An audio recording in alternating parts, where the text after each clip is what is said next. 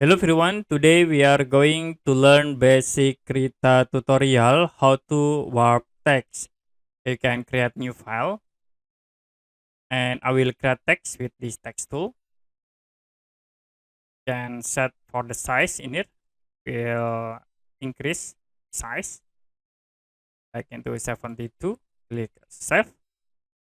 Now if you want to warp this text, you need to convert the text object. You can go to layer, right click and then choose convert, and then I will choose convert to pen layer.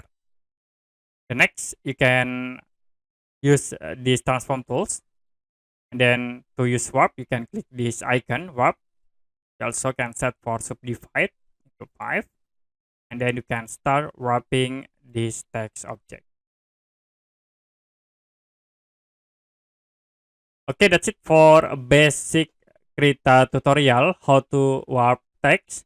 If you have any question about tutorial, you can comment below this video.